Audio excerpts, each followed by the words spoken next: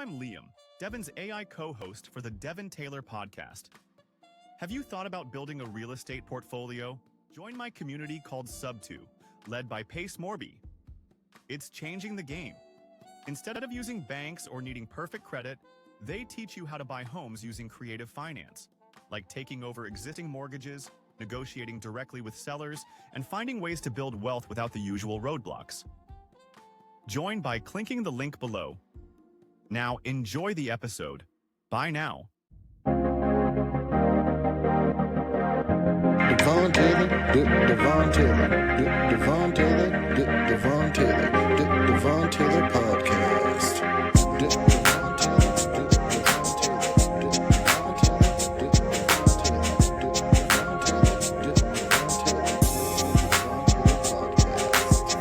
Hi guys, and welcome back to the Devon Taylor podcast, where we explore transformation through storytelling, truth, and purpose. Today's guest is someone who has turned his service into serious impact. He is a decorated Army veteran, a dynamic entrepreneur, and the founder of 7 Principles, a company that's helped thousands of veterans secure over $300 million in VA disability benefits. What started at his kitchen table has become a multi-million-dollar movement. Now he's building even further as a real estate investor, mortgage broker, and innovative developer in AI-powered language. His design is modeled to support military members transitioning into the civilian life. So I'm happy to welcome to this podcast, Sampson. How's it going? Thank you, Devon. That's an amazing introduction. I swear I should be wearing a cape the way you introduced me. I really appreciate that. Thanks for the welcome. Of course. I'm glad to have you here. I just want to start off with, people that don't know your story, where you're at now, and just kind of how you got there. I think with the podcast, we love to hear the before and after. So if you can, for us, kind of, tell us about you. Yeah. So, me first, I'm a dad. I love being a dad. I have 4 kids. One child is my stepson, so that makes it the 4th. So I have an 18-year-old, a 13-year-old.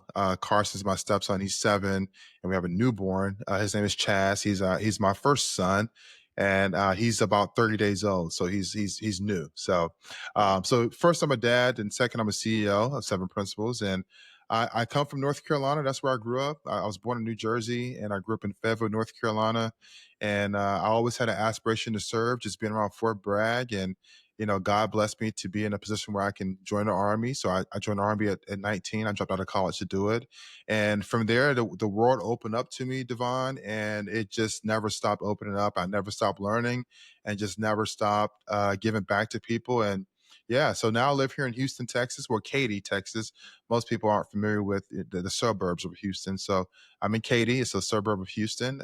We've been here for about shy of a year, and we're happy to be Texans now. I've always wanted to live in Texas, and yeah, that's really the bigger picture of me. I'm really a guy that sees a way to give back and see a way to solve a problem, and I solve it, and then crazy it pays me huge dividends. So yeah, that's my, I guess, very short story of who I am. Well, we have something in common, actually. I have 4 kids now too. They're all adopted, but I just thought that was interesting and kind of close in age as well. Yeah, 4. They're your kids, adopted or not. Right. When you start feeding them, they start looking at you like. Yeah. I know that's right. Okay, well, I guess what really struck me about your story was just like where you started helping others. And Yeah. I love being able to go through something ourselves, but then giving back. Like I coach volleyball, and that was something that was taught to me at a young age, and so I feel that's something I can give to the youth because that's something I know. What did your own transition from the military to the civilian life look like? Well, I'll tell you, Devon, I have a master's in finance, so I'm a numbers guy. And for me, when I was in the military, I enjoyed my time. I did 5 years in the Army. I was stationed at Fort Lewis. I was stationed in Germany as well. And I made a plan to stay in the Army, and I also made a plan to get out the Army. And for me, based on my skill set, my personality, what worked for me, the better position was to leave the military. I knew my earning potential was significantly higher. I knew my personality just wasn't going to fit long-term in the military because I'm an investor, I'm an innovator, I'm a thinker. When you're enlisted in the Army, sometimes that behavior or thought process isn't necessarily supported. And so I was going to stay in the Army and become an officer. And then, entrepreneurship really took its hit on me. I was a finance manager at a dealership. I was managing F&I deals and selling cars, and that opened up a world of finance to me. And then I started doing other things as well, and it led me here. So, I mean, for me, my transition, unlike most people that serve in the military, they have a tumultuous transition. I had a very seamless transition, but that's because I planned to stay and I planned to get out, and I planned for a period of 2 years prior to making my final decision. Do you think a lot of people that go into the military don't have as well of a, I guess, plan when they're going in? I mean, you were young when you went in too, Yep. so that's pretty I mature left when for I you. was 25. Yeah, I Wow. was 25. I was 23 years old thinking about my next step, whether it was going to become an officer, because I knew in that capacity. So let me step a couple steps back. My first day or second day in the Army, I was in a leadership position. And I was always in leadership positions that fit my rank or what I was given to do from that day forward to the day I left. So I've always been an innovator, always been a leader. And for me, I really wanted to have the space to be more creative and the space to do my own thing. So it worked for me. Other people, it may not work very well for, but it's the same thing like a job, Devon. You go to an employer, you're tired of that job. Some people stay stuck in the same career field, same employer, because they haven't figured out a way to transition. So, it's with anything. Military it is very tough to transition, but it's also very tough to transition from, let's say, a blue collar workspace to a white collar workspace. It just takes a mind shift. So, I tell anybody, whether you're military or whether you're just someone climbing a corporate ladder, transition is hard, transition is difficult, but it's not hard if you eat the elephant in small chunks. And that's what worked for me. Mm. No, that's good. That's good advice. And I know that, I was reading a little bit about what your assistant sent over to me, and there was something about, there was a gap in support for veterans. Oh, yeah. When did you realize that, and what made you move to step in and kind of help create that? Yes, great question. So I was actually I was working for EDMC, Education Management Corporation, and they at the time they owned a number of different for-profit institutions, and the one I was at was Argosy University. I had these men and women coming to my office trying to figure out how to either move up in the military or move up in corporate America, and they didn't understand their VA benefits, and neither did I. As a veteran, I didn't understand them either. It wasn't until I learned at that moment of I have a guy in my office trying to get his VA benefits, VA disability, use his education bill, and so forth. And I can't even answer his questions. And I'm a veteran in this position of authority and power, and I can't legitimately answer his questions off the top of my head. And so I went on this deep dive, Devon, looking for information, looking for knowledge, and trying to figure things out, and just trying to do my small part and my job to make a betterment for those that I wanted to serve, which was the military community. And I couldn't wrap my mind around it until I became a decision officer or a raider at the Department of Veteran Affairs. And that's where I saw firsthand, here's the gap. The gap really comes from, and the military is laid out for you. You're going to know your MOS. You're going to know what you need to do every single day. You're going to know your next steps. For the most part, it's not going to be much fact finding. You're going to figure out your own. Once you are out of the military, you are 100% on your own. You need to figure it out for yourself. And I Mm. think that's where that gap comes into play, because the VA is such a massive organization, a massive entity, and it's kind of difficult to navigate the number of things that you need, and oftentimes you don't know what you need until you need it. But oftentimes if you need it and you don't know what you need, you're left behind. So I think that's where the gap comes from, is not a good access to information being scattered and not relevant to your need. And more importantly, how do I go about finding the information that I need when I need it? Yeah. And I think that's a really big misconception when it comes to veterans, because, I don't know very, like, my grandpa's a veteran, but he worked and was a part of the school system. So he always had a plan after he was done in the military. But you hear stories about veterans struggling or veterans not having a lot of support, but there's not a lot of context behind that. Hmm. Um, and so, yeah, I love that you explained that so that we just have a better understanding. But I kind of want to go into your business then. You started Yeah. seven principles at your kitchen table. What were Hmm. those early days like, and what pushed you to keep going with it? Well, I tell you, Many people don't know this, but I actually wanted to close the firm's doors twice. Uh, Once in 2018, I think the second time was in 2021. I was just over it, Devon. I'm serious. I was over it. I never wanted to do this as a business. I'm a finance guy. So if I did anything for a business, I really saw myself as a stockbroker, Series 7 kind of guy, doing securities, trading derivatives, managing people's wealth. That was really what I wanted to do. And at the time, I was at the VA in Washington, D.C. I was over that job. I really I enjoyed the work, but I just didn't enjoy the workplace. And so the nature of the job is there's mandatory overtime. So I was putting in anywhere between 60 to 70 hours per week, give or take. People were just in the worst conditions and mentally in some capacities because you're asking people to take the train into Washington D.C. They may live in Maryland or Virginia. That's a whole hour commute. mhm. Or those that do drive, it's an hour and a half commute. And then you get there, you're frustrated, and you got to go through all this evidence, all this paperwork, and you have to do it on a production level. So in the VA, it's production. You need to produce cases, you got to get them out, and then more importantly, you have to make the right decision. It's you're a federal official. This is a federally binding decision. It has to be proper. So after about 2 years of that, I wanted to transition, and there was a office next to my office. I think it was Morgan Stanley, and I went and applied for them. I wanted to be a stockbroker.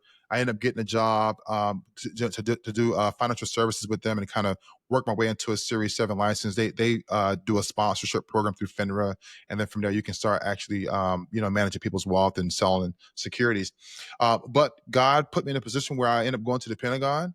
And when I got to the Pentagon, when you go from one federal agency to another federal agency, people know what you did at the prior federal agency. And so a lot of people ask me, hey, you were a VA claims examiner. How do I get 100%?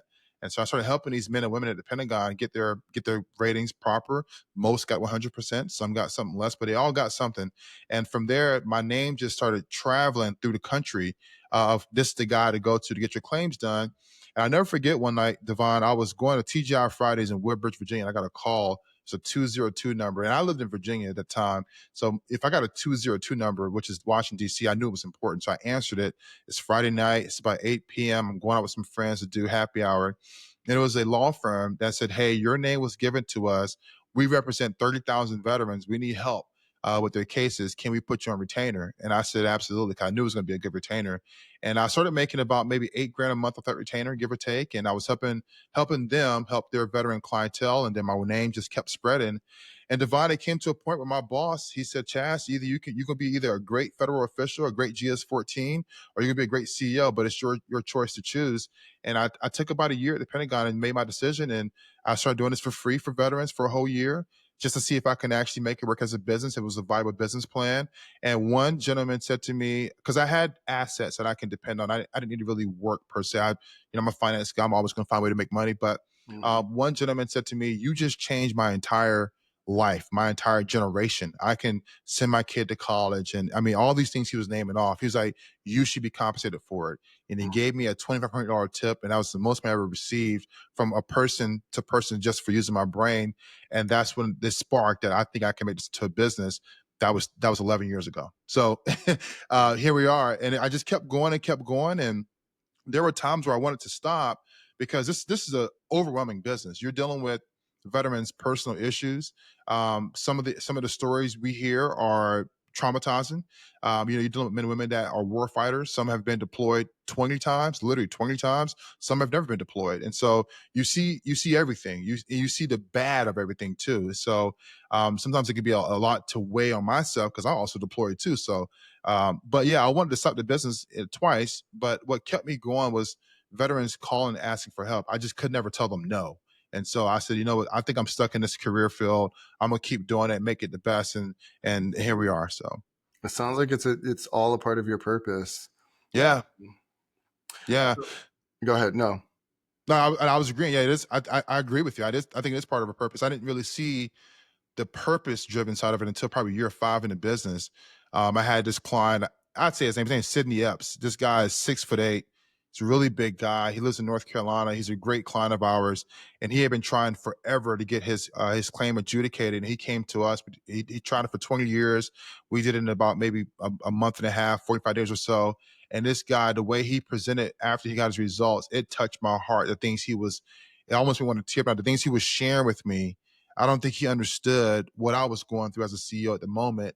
but he came to my office. I think God sent him. He came to my office and he sat down in front of me. This guy's, like I say, he's like, I'm 6'5". So if I'm looking up to someone, you're pretty tall. So he's got to be 6'8", 6'9". He's a really big guy.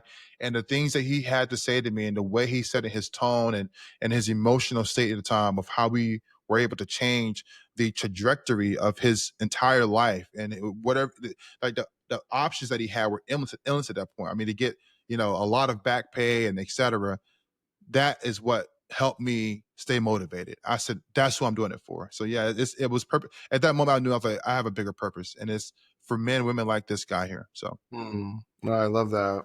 So even hearing you talk, naturally the question comes up, and a lot of veterans don't know what they're entitled to. Why do you think that VA navigation is so confusing or hard for a lot of veterans?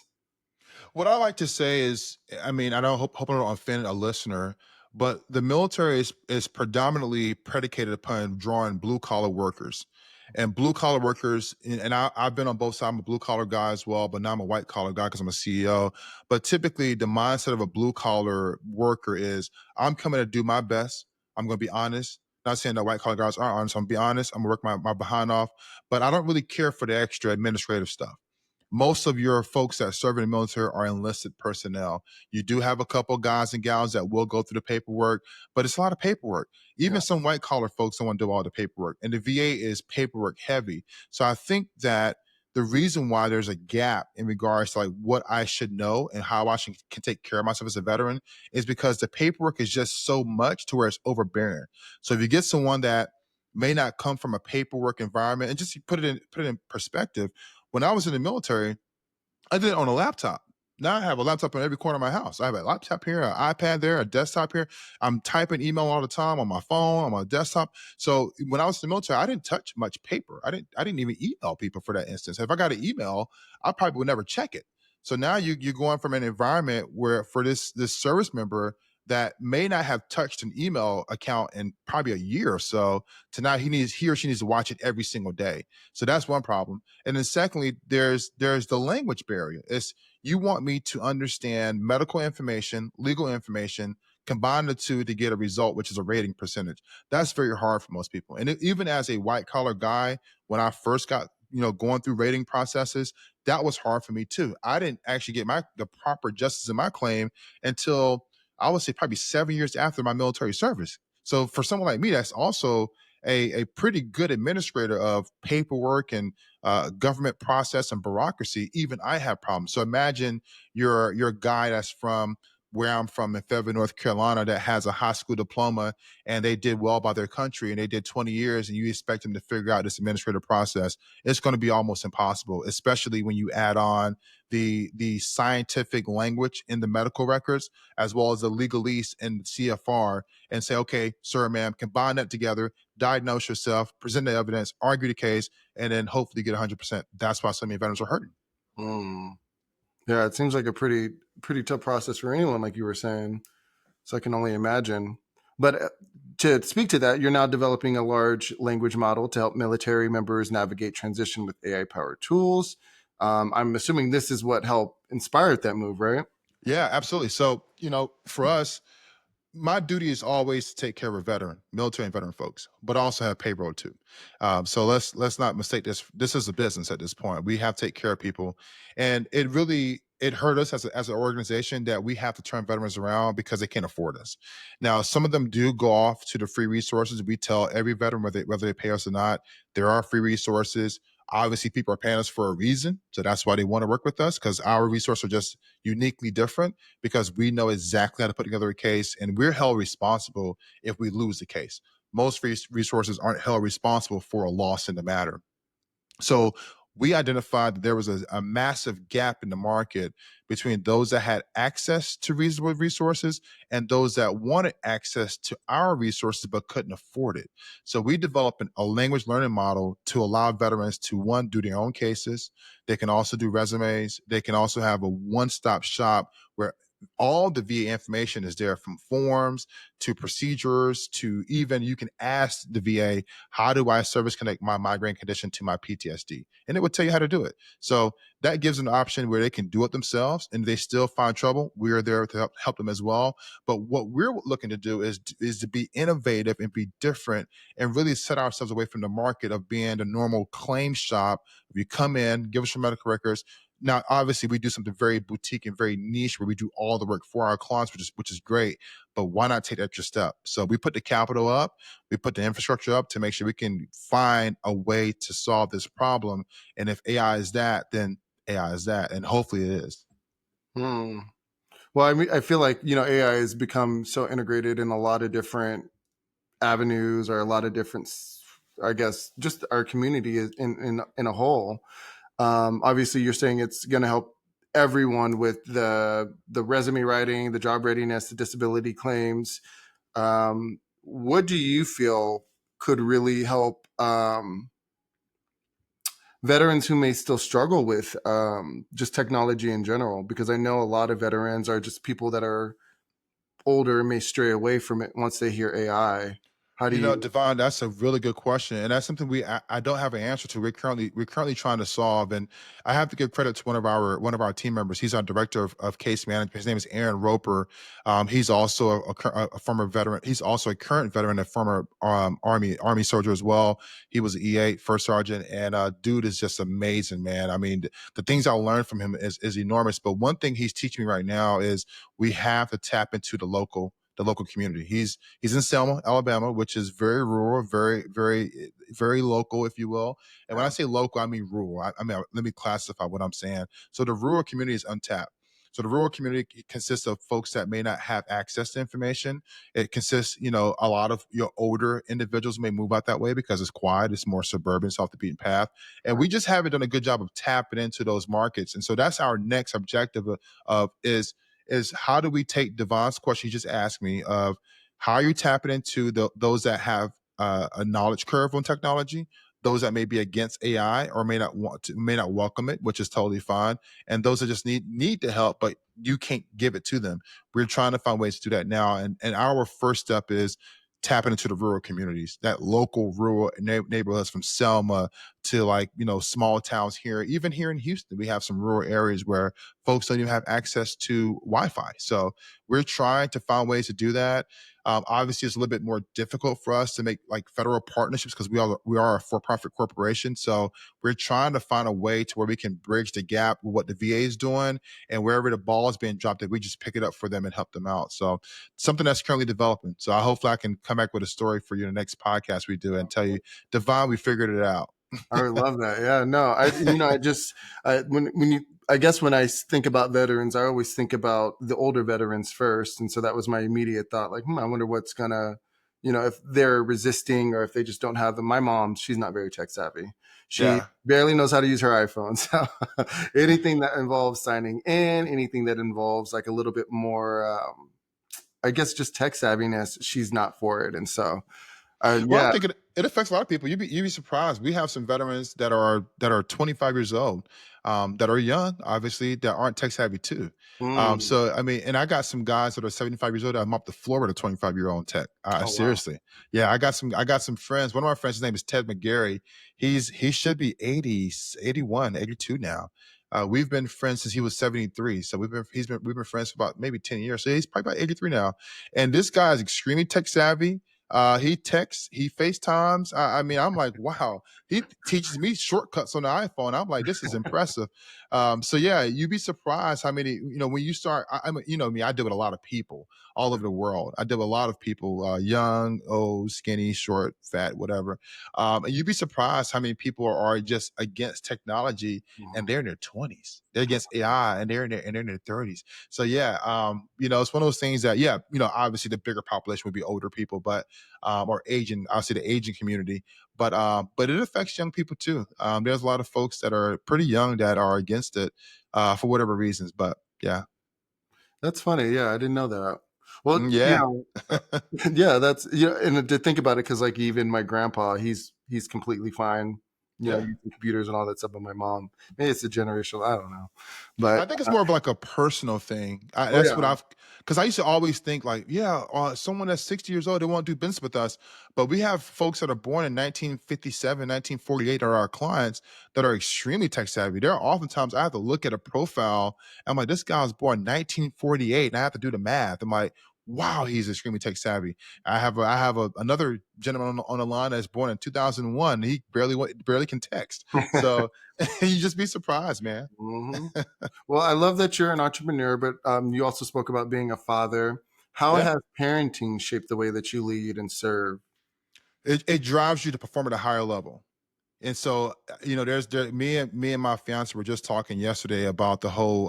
There's a argument on social media to be had about single people. They should have more time on their hands. They have no kids, so therefore they should be more successful and so forth. And I honestly think I don't think that's the case because when you're single, you got so much time to where you can do whatever you want. You may not be thinking about growing a business, but for me specifically, having kids, they watch what you do. They watch it to a T, and they mirror it and they emulate it, and they end up following and picking up your behaviors, especially if you're a president like you and I are.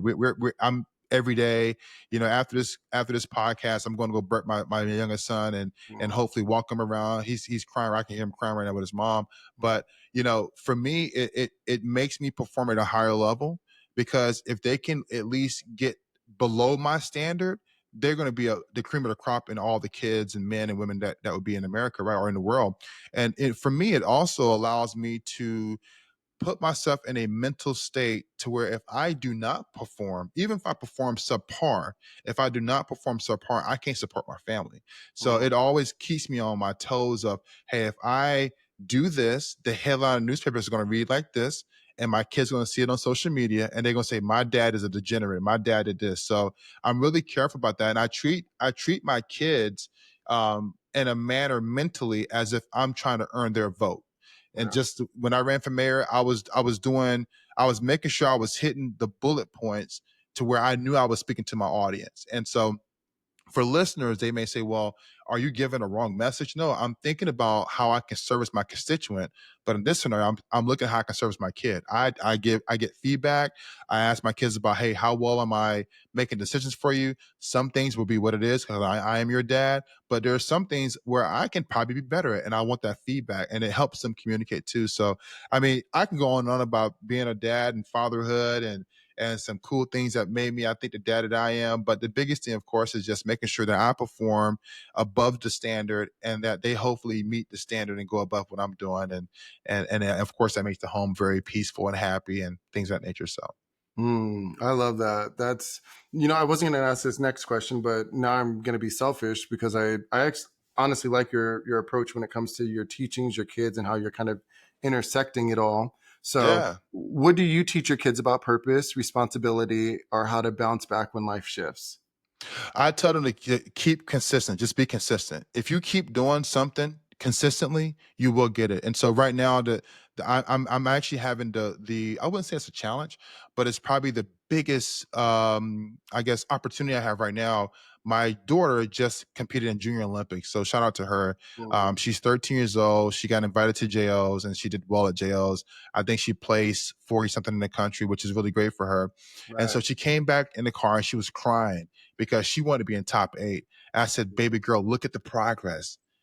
Last year, you weren't even on the list. You didn't even get invited. But this, you got invited in your place. So it's progress. But the thing she's been doing is she's been consistent every single day. She's getting the proper rest. She's stretching properly. She's doing the right exercises and she's sleeping well. So, for me, the biggest thing that I've been able to do to teach them purpose is if you are consistent at something, it will work one way or another. Something will end up happening good in your favor. If you're a good person to your neighbor, you're being consistent, you're minding your manners as a young adult, then you're going to get what you want in life. I guarantee you. And sometimes God may take it another direction. You may want to be the top Olympian and go to LSU. That's her goal. But she may end up becoming a Rhodes Scholar and mentoring an Olympian and going to LSU. You just never know how things happen. Maybe the cards just aren't stacked there, but at least you're being consistent. Another thing is of course, if you're creating purpose, you create support. You also create leverage at school. And so for me, I was a kid in school that got away with murder because not literally murder, but I got away with things that most kids would get suspended for or go to ISS for or whatever. I would get a pass for because I was able to be instrumental in places where most kids weren't thinking about that. So I tell my kids, think outside the box. When you go to school, you're there to learn, but you more importantly there to make relationships. These folks that you go to school with, they're going to be in high school and college and off into the adult world. And they're going to talk about the time they remember from seventh grade where you said X. They're going to remember that. They might not remember anything else, but they're going to remember that. And so that creates purpose. That creates them want to think outside the box of how can I bridge a relationship? How can I, still get that degree or pass that class? But also I've made 10 valuable friends that we're going to do something great together in the next 10 years. And I don't know what it is, but it may happen. So that's the thing I teach them is like, you're going to be an adult one day. I'm almost 40 years old. I still talk about high school times and you will too. And just remember, create these valuable moments now because they're going to be great later. So I love it. It's so funny too, because I try to keep my kids in the moment, like, enjoy being a kid, do a lot of different sports or anything like that. By the way, what sport does she play? Because you said junior she Olympics. runs, yeah, she runs track. She runs Oh, the nice. 100-meter Okay. hurdle. Yep. That's really cool. Yeah. And that's something that I remember as a kid going to junior Olympics. I played volleyball, but, going to Okay. junior Olympics and competing with all the teams from, around the country and Mm-hmm. being on the podium and winning a silver medal. And, some of my teammates back then are still friends now, just like you said. So, Exactly. Yeah. And it goes a long way. You'd be surprised. I mean, I have friends that I played high school football with that are attorneys now that we've done deals together. oh, wow. And the reason why we did a deal is because of our experience from 11th grade. Wow. Dude, I'm almost 40 years old. I was in my mid 30s when I did that deal with. I can't name his name because we want to keep things confidential. Yeah. And their law firm, they have the agreement has a confidentiality clause where they don't want people to know like we're working their back office, if you will, for VA claims. But yeah, it's a good friend of mine. He called me. He says, "Dude, I remember your grit from high school. And if you Mm, have half of that from high school playing football in your business, then I know we're going to win a lot of cases together." And we've been winning cases for the last 6 years. But yeah, it's those small memories that at the moment I never thought that because I was balling out on the field and showing love to my teammates and being the bigger person in times where I wanted to, like, in football, it's a very contact sport. So in the locker room, we fight too. We physically fight each other. And there's times where I'm like, hey guys, we can just negotiate and settle this out. I'm always the guy who wanted to broker the deal and negotiate. So yeah, those things happen. And for me with my daughter, she's the more athletic one in the family. I told her to try everything. We did volleyball, like your sport. We did softball. We did gymnastics. We tried basketball, and then we hit goal we struck goal with tennis. I mean, with track, and we tried tennis as well. We struck goal with track, and now here we are. So yeah, it's those moments that create opportunities in the future that most kids don't realize until they're our age, and like, gosh, man, I don't have any friends from school. I don't talk to yep. anybody from.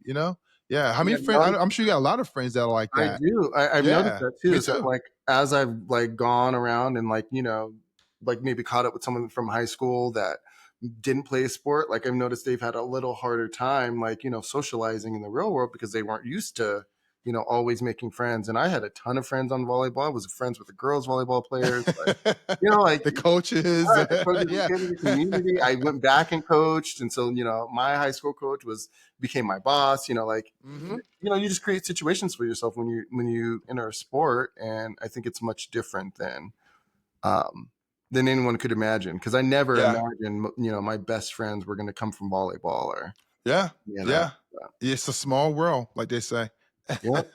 So when you look at your journey, soldier, advocate, CEO, dad, what thread connects it all? Um, okay, look at my journey thread, soldier, dad, CEO.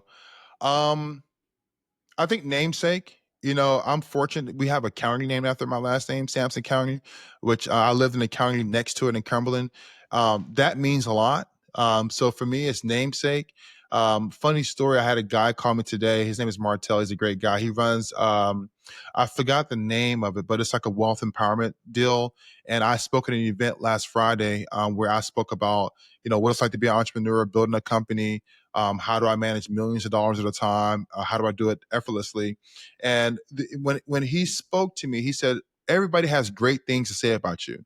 And so for me, I always want to leave people with the feeling of, you're going to have something great to say about me.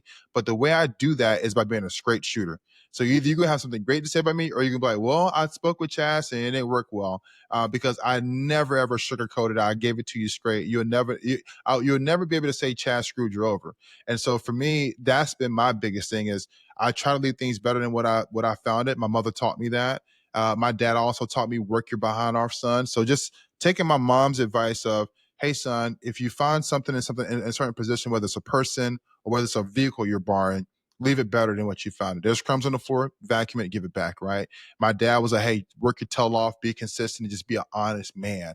And yeah, you may lose some opportunities because you were being too honest, but God will bless you in other ways. And so for me, I've taken that into my adult life, and I think a lot of my childhood plays into that. I really had some very strict parents. I grew up in a Christian, Southern Baptist Christian home, which that's just how I grew up. My parents were very strict, and so a lot of that discipline is just in my DNA. And then on top of that, like I said before, my parents, my mom teaching me, leave things better than what you found it, and my dad telling me to be an honest worker. That just has parlayed into my professional lifestyle, to where now that thread now is, Chas really helped me out, or Chas did absolutely nothing. And if I did absolutely nothing, I told you why I didn't want to do anything, because I didn't feel as if it was worth my time or your time, or wasn't in the best interest of the party. So that's just been me, just being a straight shooter. I'm not afraid of confrontation. And what I mean by confrontation is healthy adversarial confrontation. I may disagree with your topic, you may disagree with what I have, but I still love you, but I'm not going to work with you because I just don't agree with it. And I'm okay being very honest about that. Some people, they want to help their friends out. They want to be a people pleaser in some sense, but end up screwing everybody else over because you are not honest. So I learned a hard lesson about that very early on. So I think that's, to answer your question, is just really being myself, being authentically me, being honest to people, and making sure I leave everybody better than what I found them. Hmm. You know, it's so funny about you saying that. I was honest with a friend recently, and the first thing that they said to me was, I don't like confrontation. I don't want to deal with any confrontation. And it wasn't about having confrontation. It was more so just like, without having the conversation that we had, there was going to be confrontation, because if you let things just keep going, Right. eventually you're going to be faced with, whatever it is you're trying to sweep under the rug. So I don't know if I just needed to hear that right now, because I was pretty stirred, and like, I'm just being honest with you, but Yeah. no, that's I think the thing is, I think confrontation is such a, it could be a very negative word in some people's mindset. I think what most people fear is that they will not get an agreeable person to agree with what they have going on, or they get someone that differ from how they feel. yeah. And because we differ, now there's confrontation. But Right. like I said, it's healthy. You can have a difference of opinion, a different feeling, a different philosophy or thought, but still work well together. Mhm. So I think when people say, hey, I don't like confrontation. No, you don't want somebody to differ from what you have to say or do. And because of that, you don't know what to do now. And it's Mhm. at our big ages now, it's probably because your whole entire life, people have just went along with the flow, what you have. But did you have a really organic friend? Did you have a really true friend just because they agreed with what you were doing? Probably not. So now you have someone that's going to, disagree with what you have or differ, but it doesn't mean they don't like you or don't love you the same. They still love you and love you the same. They probably love you more. And that's the person you want to be the friend with, because they're going to be honest with you. Mhm. Yep. No, like I said, I needed to hear that. That was perfect timing for you to say that. And I feel like every time I have a guest on here, there's always like a little tidbit that they leave for not just me, but for anyone that's listening. And I'll have someone reach out to me and say, I needed to hear that, or Yeah. exactly what they said at this point. This is what I needed in my life. And That's I'm the beautiful happy to that's the grant beauty that. of podcasting, man. That's the beauty of it. Like, you meet someone and we're total strangers, but we're vibing right now, right? And we're Mhm. probably, after the podcast, we'll probably link up or something like that. Who knows? Like, but that's the beauty of meeting other people and podcasting and sharing a story, because you'd be surprised how our conversation, that listener is listening right now, or whenever this drops, they can be like, wow, like you said, I needed that. I'm glad Devon provided that because I needed to hear that. Exactly. Well, I only have a few more questions. I don't want to keep you too Sure. long, but Now go for it, man. I wanted to go back to veterans. For any veterans that are listening now, they may be feeling lost or overlooked, what would you want to say to them directly? We love you. You'd be surprised how much we love you. And I'm gonna tell you who really loves them. Their spouses and dependents. We get a copious amount of folks that, like you said before, my I think so your grandfather, he served in the military. We get a lot of people where their grandparents, their parents, their sister, brother, aunt love them and they reach out on their behalf, unbeknownst to the veteran. So you'd be surprised how many people have a lot of love for them. I think for us as veterans, we carry a lot of pride because we love our country. We were very strong at one point.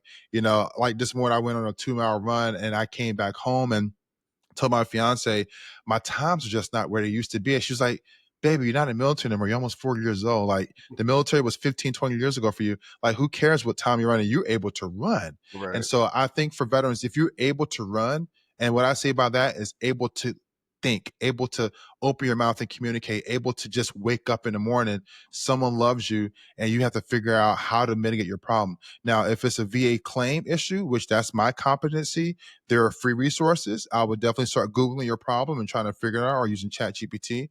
But if you want to help with your claim, of course, we can help you out as well, but get it resolved. You'd be surprised how this money that we've been able to get our clients over the last 11 years, how it's really changed the whole trajectory of their whole entire family. So whether they use a service like Seven Principles or whether they do it on their own, get it done. So for veterans out there, you're loved, you're respected. A lot of people want to learn more about you, because I get the questions. People are curious. Some people are afraid to ask the question because they don't want to be offensive. But for veterans out there, jump full ahead and full force and just get out there and do something for the world after your service. Don't allow your military service to just be in the past. Find another way to serve, whether it's serving other veterans in the military or serving your neighbor. Find a way to use that service for something that's going to be great for current and in the future. That would be my message. Mm. What does service mean to you now? For me, service means being able to change someone's life. Like I was expressing before, Mr. Epps, Sidney Epps, one of our clients, and I hope he doesn't get mad. I mentioned, I'm sure he won't get mad. He's a very amazing guy, and I'm sure he'd probably be surprised I remember his name because we talked so long ago. But for me, service is being able to be an advocate, being able to be a broker of a solution. And some solutions, I talk to guys on the phone at 3 in the morning that are in Beirut somewhere, and it's probably like 7 a.m. in the morning at time or 10 a.m. or whatever it is. Sometimes it's just a general conversation of, hey, how are things going with your wife? Have you checked in on your kids yet? I know your kids are 22 years old now, or 24, or maybe even 14. Have you tapped in? Do you follow their social media? It's the little small things that we may not look at and consider that we probably should. And when someone like myself or yourself, Devon, brings it up, it's like, oh, I have not checked on my kids, social media progress, because that's where things are with these kids. So for me, service looks like a number of things. It looks like being someone that's a competent party to help people through problems. Sometimes I'm a counselor. Sometimes I'm a broker of a business deal. Sometimes I try to make reason of certain things. 'Cause I have a lot of experience.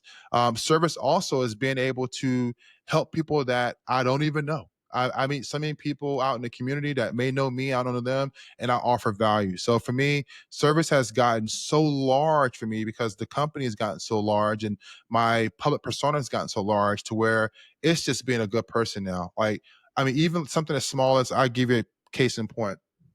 I had a guy this morning on my run. I'm walking past. I live in a very suburban neighborhood, so you can read between the lines. You see my skin color, right? You see my neighbor. You get the point. Yeah. So I got this guy. He's walking past me. He has this really stern, mean look on his face, and I'm like, gosh. I mean, I hope he doesn't ask me, do I belong in this neighborhood? I'm just being frank. Hope he don't ask if I belong in this neighborhood or something. I never met this guy, and so I stopped. I said, "Sir, are you having a great morning?" He was like, "In fact, I'm not. His wife just died last night." Right. Wow. So it's those little small moments. I'm just going to cry. I'm getting goosebumps right now. But it's those little small moments where sometimes we have these preconceived notions that someone thinks something about us or someone see us and they perceive something of us, and we're totally wrong, totally wrong. In that moment, I had to correct myself, which I do. I do often. I often self reflect, and I thought to myself that this guy who is bald headed, wearing these Oakley glasses, and he's looking at me really, really strange. I'm thinking that he is upset with me. He took his glasses off too, because his body language was really aggressive, at least for me. And I just said, you know what, I'm going to at least say good morning or something. Yeah. And when I asked him, hey, how's your morning going? How's life? How things going? My wife passed away last night. And I sat there in my run. I was sweaty. I said, do you mind if I hug you? And I hugged him this morning. He lives down the street from me. Actually, he told me where he lives at. I hugged him, and we just had a conversation, man. I think someone else lives there. He's over here for comfort. I don't think he lives in this neighborhood, but he was taking a walk. And so, I know I went off on a tangent there, but you'd be surprised how a general question of how's your morning going totally changes someone's perspective or someone's life. And in that moment, I was 100% wrong, because I was thinking this guy's looking at me and think I don't belong in this neighborhood, where he was looking past me. He didn't probably even see me. So, and I took the the very wild step of walking into his lane, kind of stopping him off and saying, sir, how's your morning going? 'Cause I just wanted to I wanted to be that beacon of hope that, like, and I know this is so crazy to say this, but I'm just saying it Wow. with some of my heart. I want you to see me as the black man that I am, and hopefully I change your mindset of what black men do or think or what they, I want to at least give that extra positive nugget that not all of us are monsters or criminals or whatnot. And I live here in this community as well. And this isn't a very cheap community. So I've done Right. something right, at least financially, to be in this community. So I was thinking of that, but I was wrong. And so, in that conversation, we talked for about 15 minutes this morning, and we just chatted about her life, about what she's been able to do over the last, I think she was like 74, 75. So, and we just went on about like their kids, and we made some plans to fish together. So, that kind of thing. You'd be surprised. I'm sorry I went on a tangent, but No, I love that. I speak in real time, and that's what happened this morning. So, yeah.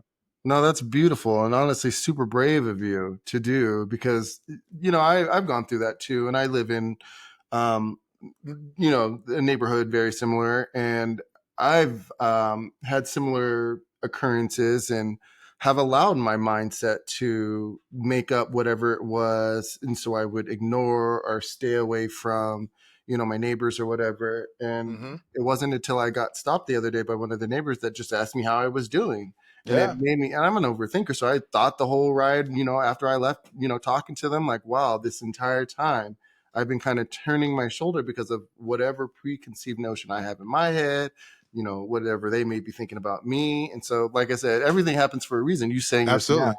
is absolutely a reflection of, some of the things that I think, I face as a black man, and, some of the listeners that I know face. So Yeah. perspective is everything. And I commend you for being brave and going up to him and just, asking him how his day was, because before hearing this, I probably wouldn't. And now hearing the Yeah. story, I'm like, you know what? Maybe I can start, because it's already been a thought on my mind. So, Yeah, absolutely. And hopefully listeners can do it as well. Whether you're black going to someone that's yeah, another color, or you're white going to someone, or whatever you are.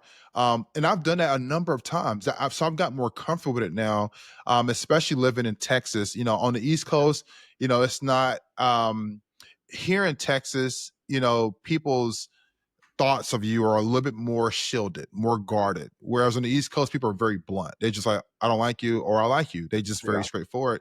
And so I've always taken the liberty to just jump out there and figure things out. That may just be my personality, but this isn't the first time I've had this self-reflection where I was dead wrong. I've done this a number of times where I've been in certain environments and I'm like, oh, this lady doesn't like me because I'm a man. And then I ask a question of this lady and she's just like, no, actually, I was kind of afraid to ask you, but I want you to help me with something. I'm like, wow.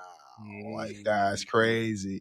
So I've gotten comfortable over the years, and I have asked some questions and gotten the answer I thought it was, but that's been very few times. I've been wrong more times than not by just thinking that this is something that it's not. So yeah, you'd be surprised, man. I'm gonna try that. I'm gonna just be a little bit more out there, because, like I said, it's been a thought on my mind, but I'll like think about it and be like, nah, I'm good, like, and walk the other direction. I'm Uh, telling you, try, you're gonna make a best friend. I guarantee you. right. I've made a lot of relationships off of just asking a random question. And as you can see, I'm easy to talk to. I love to talk to people. So it end up being a conversation. Next, we're doing a deal. You'd be surprised, man. Or we're going fishing like me and the gentleman that's down the street. So So beautiful. That's awesome. yeah. Thank you for sharing that story. Yes, sir. That's My pleasure. amazing, and honestly, it's changed my perspective. So I'm going to be a little bit more of a, how do you even say it? Just welcoming, that's what it Yeah, feels. just optimistic. That's how I look at it. Just being optimistic. Like, what's the worst can happen? They're gonna tell you to F off. Okay, then you just F off. You just walk away. Right. But 9 times out of 10, they're probably gonna be more open and receptive. Even if you were initially correct about your preconceived notion of them and they hide it, you've at least opened up a door of a conversation. Yeah. Because some people aren't gonna be bold enough to say, I don't like you. Some people are gonna be like, well, I'm doing well. Next, you ask a follow-up question, another follow-up question. And I've had instances where sometimes people just shut me off. Like, okay, thank you, I'm out of here. Oh, okay, well, sorry, my bad. I tried, So, Yeah. but I left on good terms. So that's kind of how I saw it. Even though that person's a stranger and I probably never see them ever again, at least psychologically, I put something good in the air and, I did my part. So that's kind of how I look at it. Just being optimistic. Yeah, I feel like that's what it's all about. Mm-hmm. Well, before I let you go, I do want people to be able to contact you, find you, Yeah. work with you. So if you have any social medias, if you want to leave those tags, a website. Yeah, if you Google me, Chaz Sampson, everything pops up. I'm on Instagram, all the social media websites, Instagram, Facebook, TikTok. For VA claim purposes, I would prefer veterans go through 7principles.com. I am the CEO of the company, so oftentimes it's very difficult to reach me for a claim. It also will destroy the customer experience if they try to work directly with me on a claim. So please, if you're a veteran and you want services, you want help, feel free to, of course, go to my personal pages and shout me out, throw me a little DM or something like that, or a comment somewhere. But if you want help, you need our team to take care of you, 7principles.com is where you want to visit. It has an intake form. You can start immediately. But for everyone else who want to follow me, Chaz Sampson, ChasSampson. You can Google that name and everything pops up. And I look forward to being a resource to everyone. Perfect. And we'll leave all of the social media tags in the show notes if anyone wants to follow, cool. or if you're a veteran and you're listening and need help with your VA claims.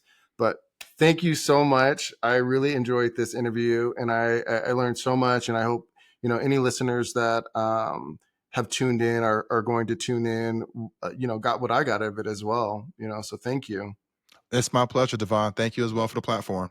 Of course. All right, guys, until next time.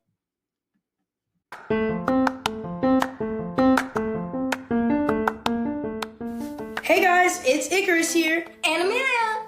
And I'm here to tell you if you'd like to join our brand new adventure. Go to DevonTaylorAuthor.com to learn more.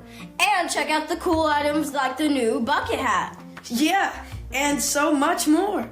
See you guys there.